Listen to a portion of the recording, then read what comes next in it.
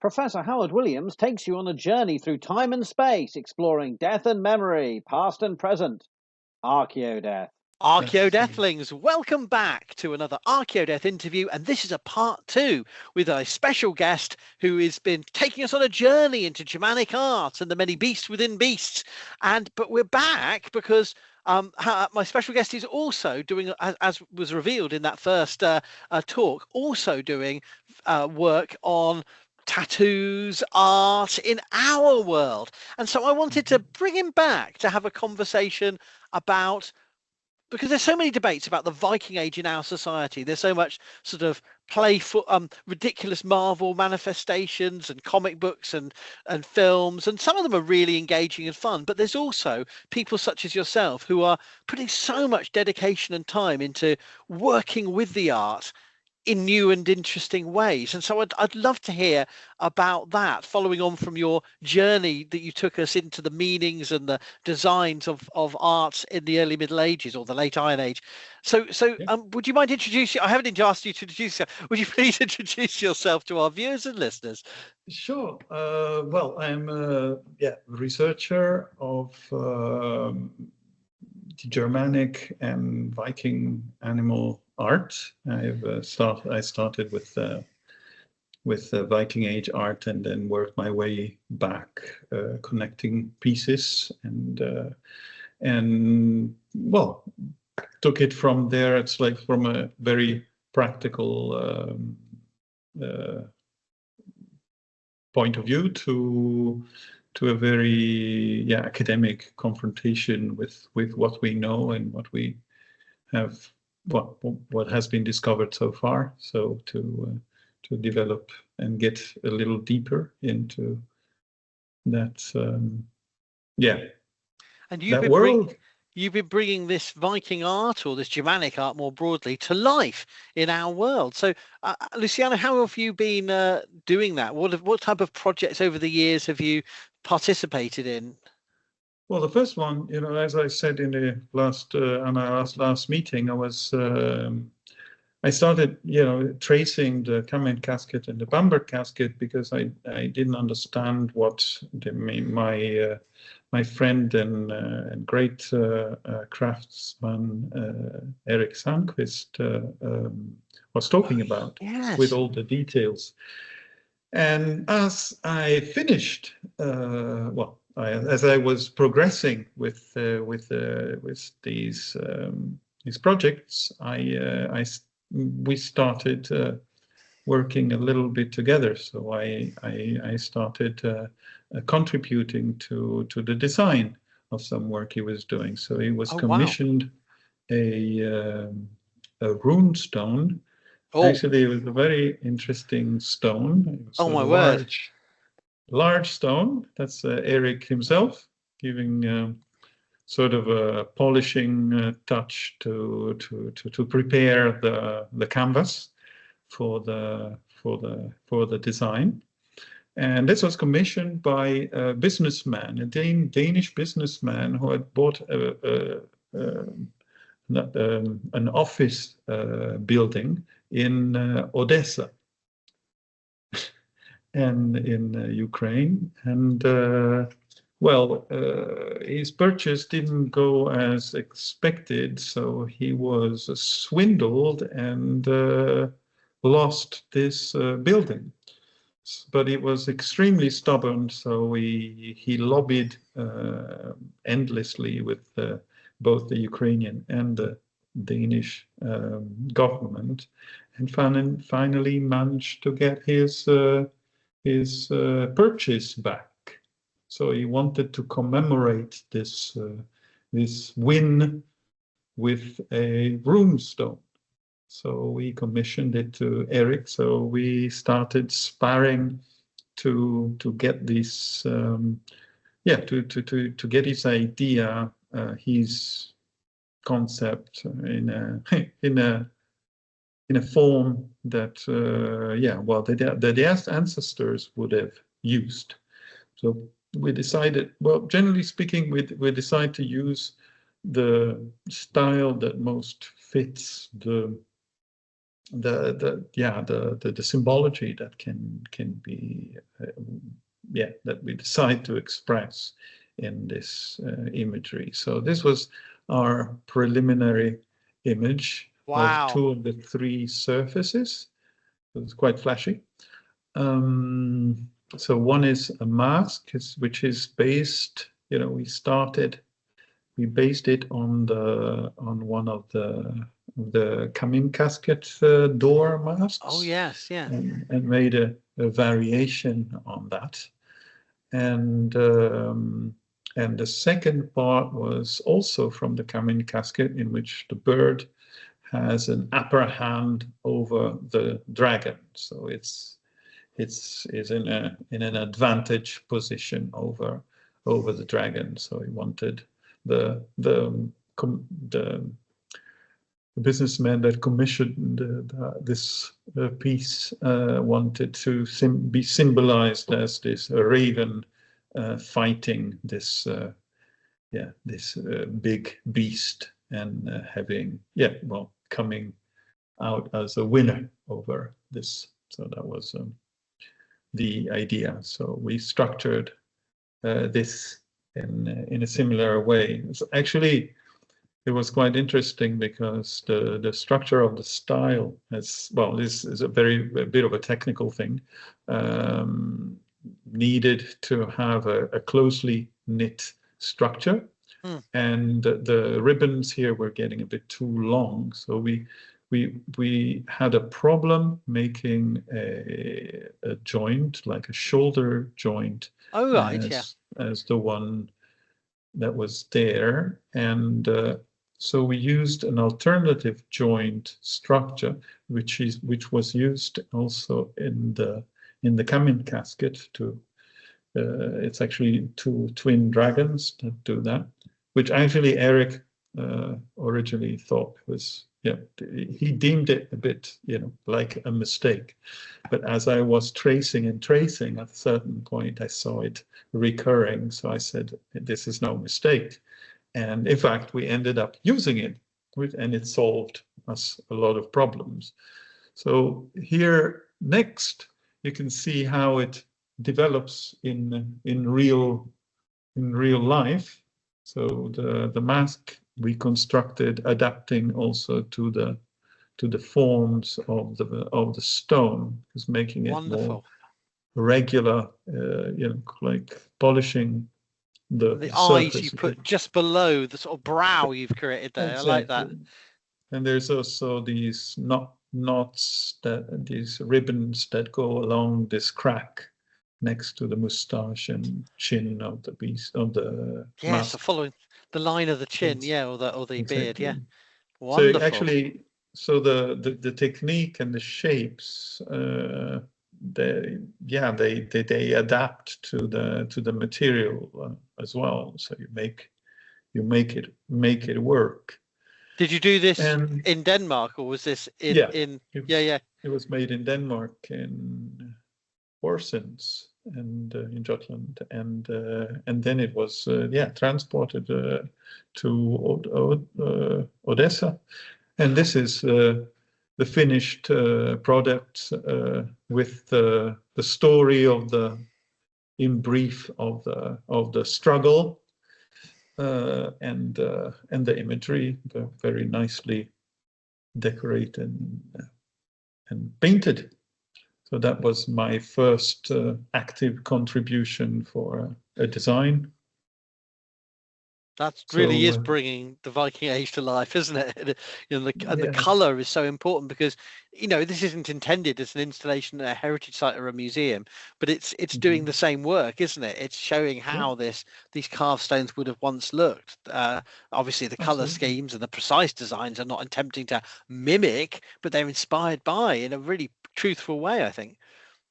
Definitely, and the colors he puts on our our guessed from the fragments that have been found on originals, so they know more or less which tones and which colors can be used, and no matter what kind of color you put on, whether they are old-fashioned or the more modern ones. In a couple of decades, the colors will fade. Of course, yeah. Exposed to.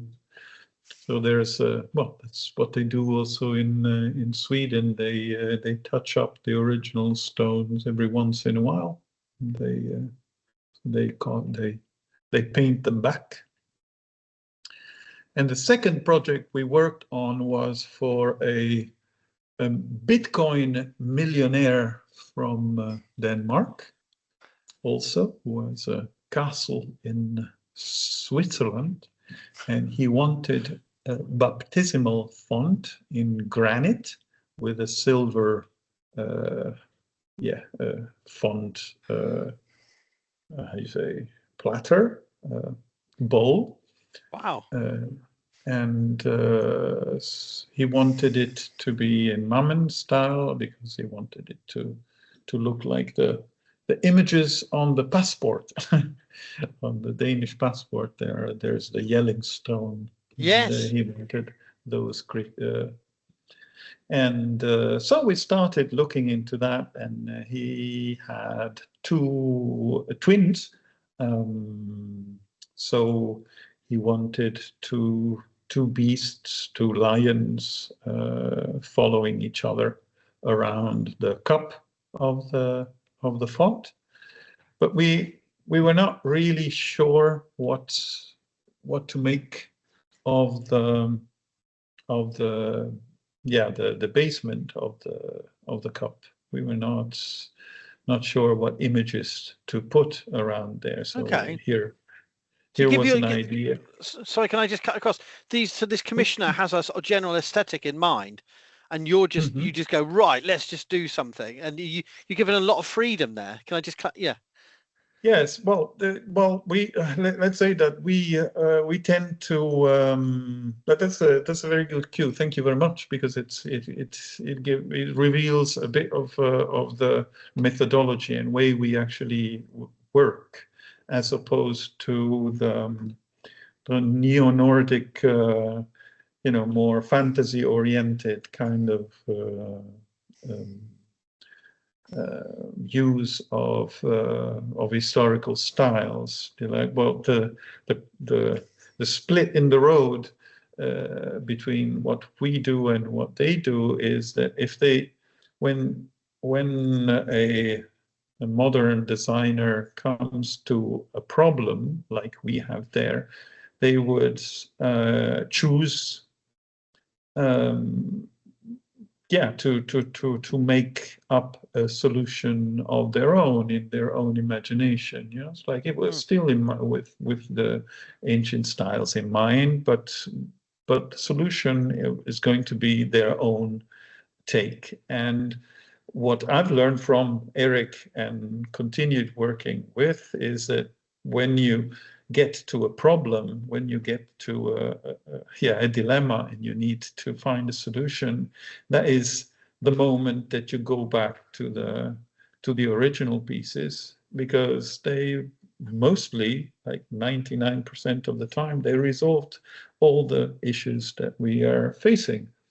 So it's a question of looking at these problems again with new eyes, because then you're looking for a solution. This is also something that is very difficult for an academic to do, because an academic doesn't have the problems that needs to be solved.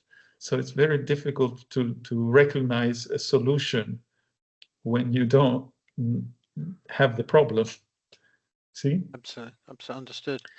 Sorry to cut across there. I was just interested. Yeah. No problem. So at the base of the cup, well, actually, originally we were thinking of a Christian theme, because it's, with Mammen style, there is an introduction towards a Christian theme. The Yellingstone has this the Christ, which is the first explicit imagery, yes. Christian. So what we were thinking was we had 4 surfaces. So we thought, well, that's great. We can make use imagery to depict the 4 evangelists. So and with their symbols, so we'd have an eagle, which in Mammon style is easily found on the Kamin casket there, on Bamber casket. There's at the top here. Here's a beautiful eagle. There. Oh, where's the eagle? Oh, right. Here. There he is. Yeah, hey. Exactly. Then we have a lion for Saint Mark. We could use a mask for the angel, and then of Saint John, I suppose. Yes, and then the problem was with the ox. There is no ox in Mammon style, so we were stuck with that, and so we decided to drop the idea, because we would have had to force an ox in there, which wouldn't have been very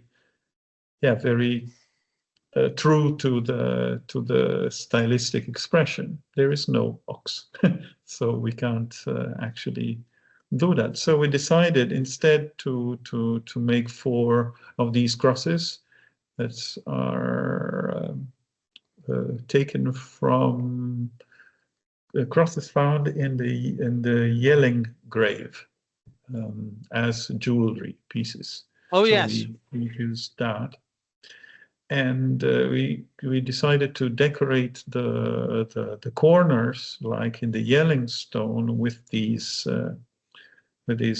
interlace structures. And these interlace structures are a signature style of Gotlandic art. So that's a very interesting detail, because I've always wanted to talk to experts that recently they've been talking about the Yelling stone and the maker of the Yelling stone. That was because they had analyzed the type of carving that was similar to an earlier stone that was made for the mother of Harald Bluetooth, Queen Tura. Oh yes, right, yeah. And but to me and to Eric, it was rather obvious that somebody from Gotland had been involved in the making of the Yelling stone, because of this these bordering made of interlace with these larger corner knots. This is a very distinctive characteristic of Gotlandic art. Okay. We're pretty sure that the designer of the Yelling stone may have been a jeweler rather than a stone carver. So for the beasts around the cup, we developed these lion-like creatures, and wow, they're amazing. Sometimes we had to you have to compromise with the person that commissions the work, and this is the finished product. Oh, that's amazing. All the beasts and the crosses on the basement, and then with the silver platter with the Christ from the Yelling stone in the middle. Oh yes, there he is. Baptismal font, yeah. So we used the majority of that. So with very classic material for the reconstruction of this piece. And very much like the Viking Age, it's elite commissioning, isn't it? It's sort of making bespoke objects. Definitely, yeah. That's Yeah, it's very interesting because it's yeah, in a way it's like following in the steps of the makers, because you have to solve problems. You have to go back to the drawing board and see, like what their solutions were, and then you understand certain forms, certain decisions, which at first glance look just arbitrary. And from the same commissioner, we were asked to make a drinking horn, because at first he wanted sort of like a goblet or something, but the idea expanded exponentially. So it became a drinking horn made out of an Indian elephant tusk with golden bands. Wow. So here, this was the original idea. So we took a picture of the tusk, and we started designing the panels that had to go around it with the ornamental bands in between, a bit like the Kamin and Bamberg casket. So you'd have different motifs that are not necessarily connected, but the main ivory motifs would be connected in theme and story. Here, what was commissioned was the children of Loki, and as such, we had a few decisions to make. So we needed to decide how to picture Loki and which children of Loki to depict, because originally the idea was to include Hel with the children of depicted, but a humanoid figure, we don't have an iconography that would fit. The same problem that we have had with a baptismal font. No ox and no Hel.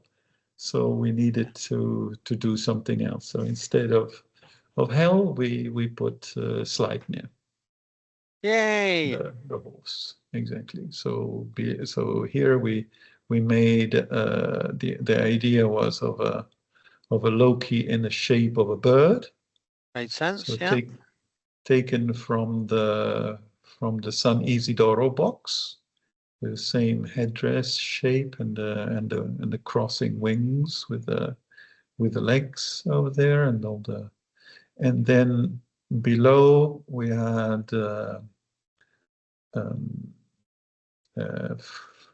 Fenris, of course, and then Sleipnir and Jormungandr. Jormungandr there, great. So over there.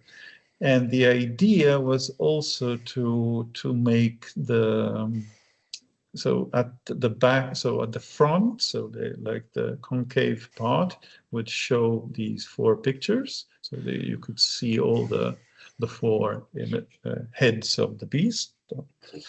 And at the back, they would have ornament, sort of interlace, that would connect as in a tree. So right. Oh wow! Yes.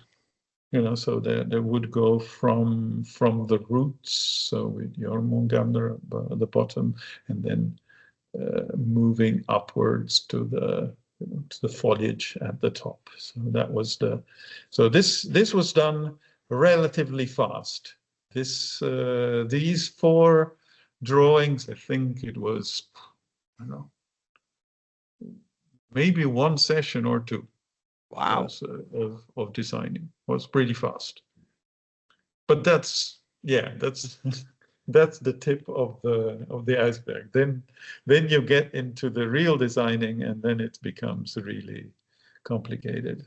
So here's the 4 parts. So what we generally do, and what I've learned to do, is actually to place the general image, but make it so that it naturally leaves space for the interlace structure that is typical to the style. So here with the Sleipnir is very evident, because all the legs we used so that it would create sort of almond shapes that would facilitate the construction of interlace, because the Mammen style interlace structure is made mainly of lens shape or knots, links put together. So starting like that with, for example, like this one, it already gives a good structure. So these concave structures actually naturally lend themselves to give space to the interlace. So it simplifies your the development. So the first part is the construction of the beast. So that's the same with the legs of Fenris. So you've got a curve there that probably will ask for a counter curve, and with a third ribbon you have a knot already.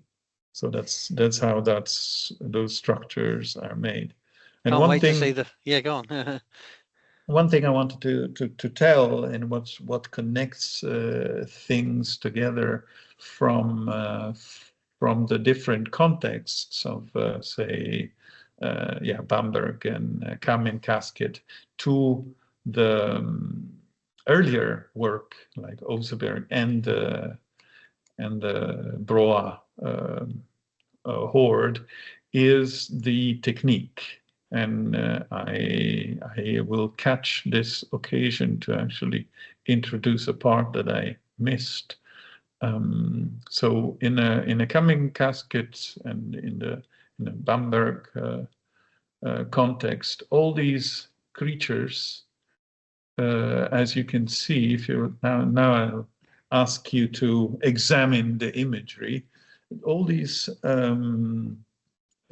creatures and knotwork are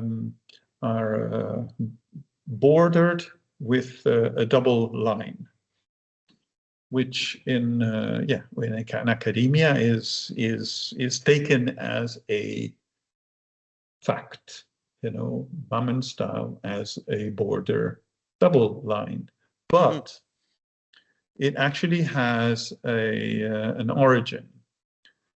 That stands for the vestiges of an earlier use of material, necessities of a different of an earlier material. So, for example, I'll show you in very, very clear practice. So these almond or the lens shapes are constructed like that because they minimize the background,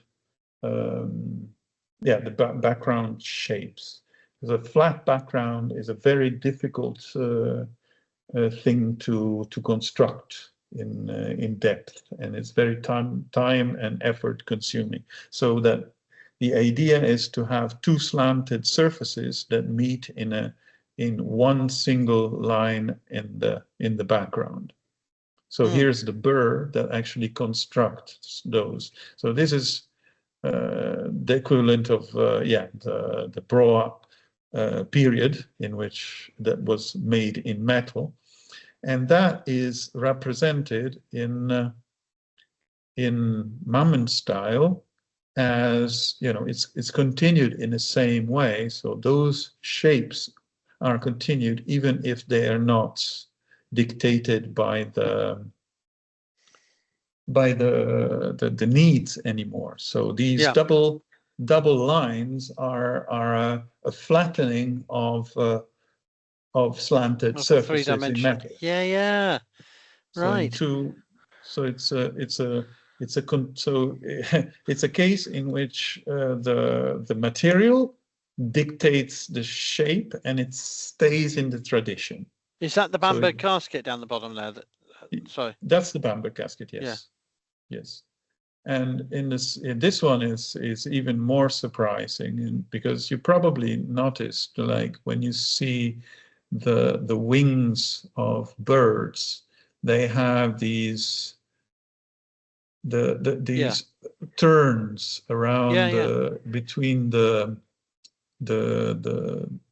feathers or the wings, etc. Yeah. Well, these turns actually represent the turn of the burr on these slanted surfaces. So it's a very... Oh wow! Yes, I see your point. Yeah. So that's what happens, so in the 8th century this was neat. That's what the technique dictated. In the 10th century, end of 10th century, it was just a flattened version of the tradition. So that's it's fascinating. Hang on, have you showed us the final product of the horn? Not yet. No, we are. Was that deliberately holding? All right, okay.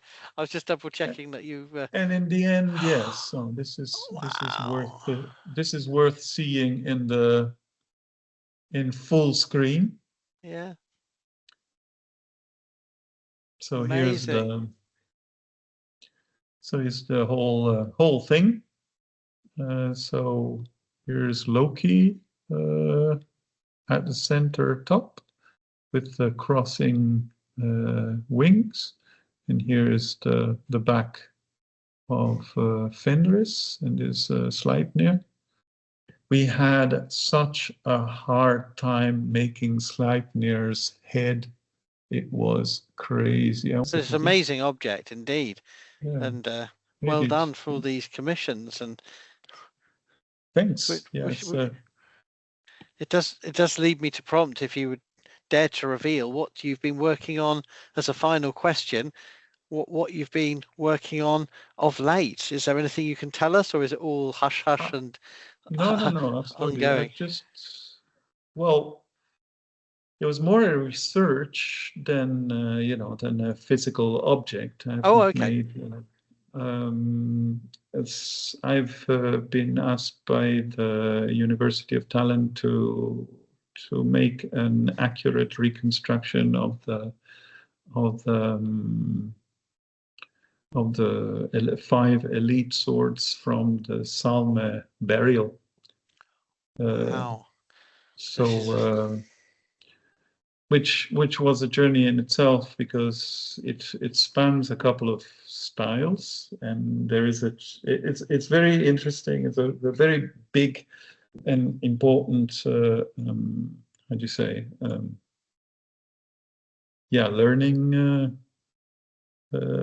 experience. I don't know, maybe I can actually show you at least one picture. My word, that's so awesome. This is what I call the golden Lamborghini.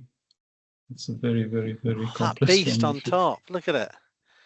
Yes, there's a beast on top, and on the edge of the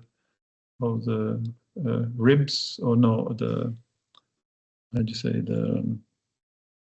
backbone, spine, backbone. Yeah, exactly. Of all the vertebra. There are the vertebra.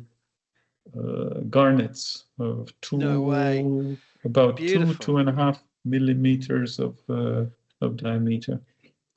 It's incredible. I mean, this is look at the size of a centimeter.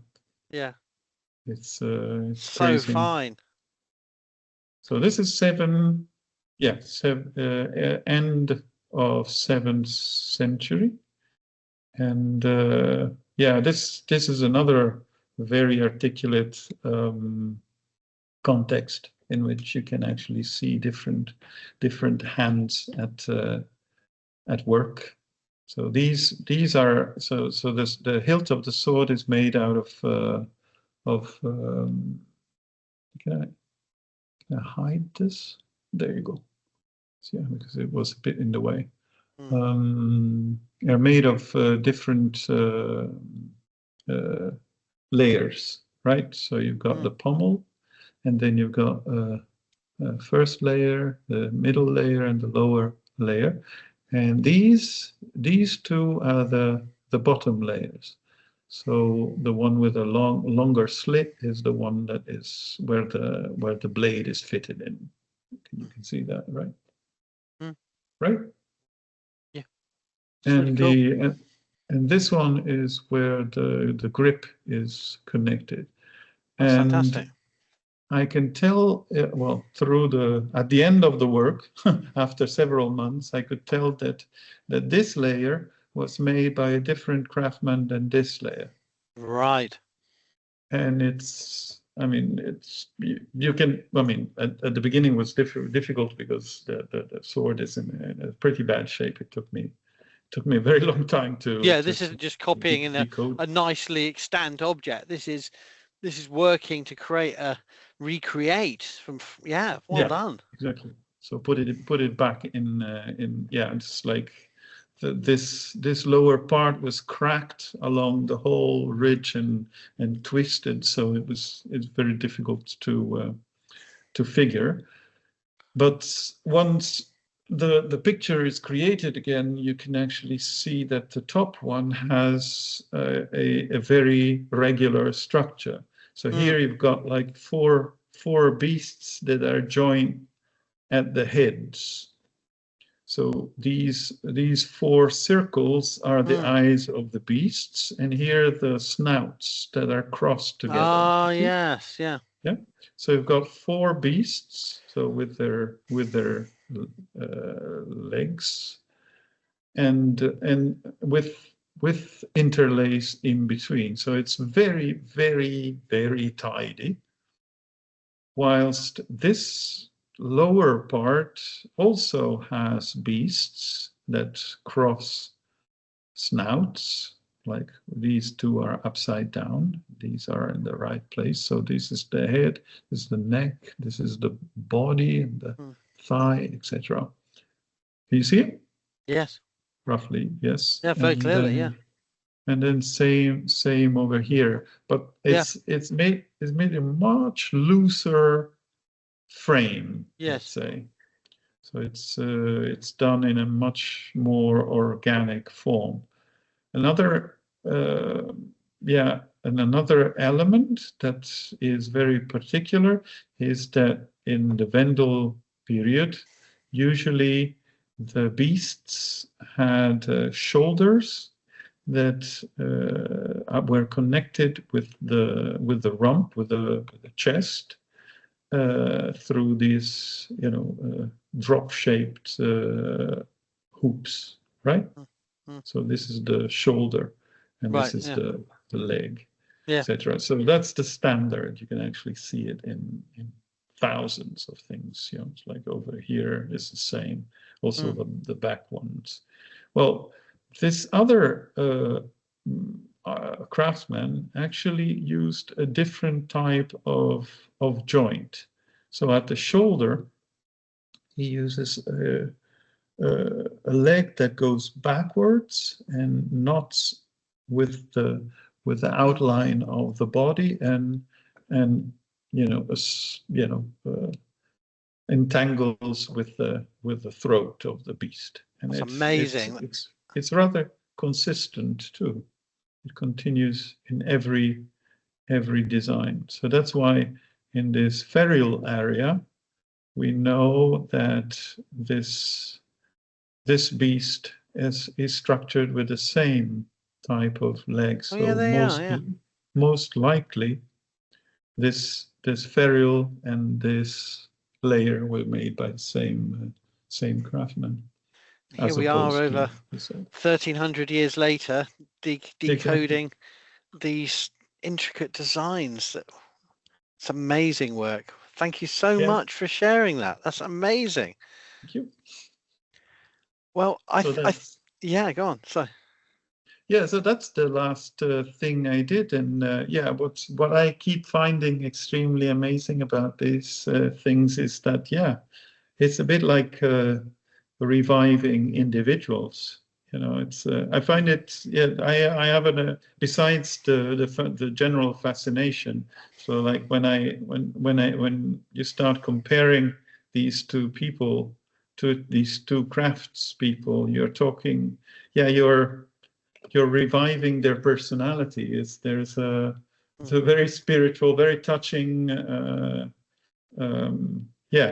Archaeodeath feeling about. Yes, because it's for the artist as well, and it's a kind of honouring of them, isn't it? By sort of working with their art and trying to bring it into new audiences. I'm just so overwhelmed and impressed by this. It's fantastic. Thank you so much for both Imagine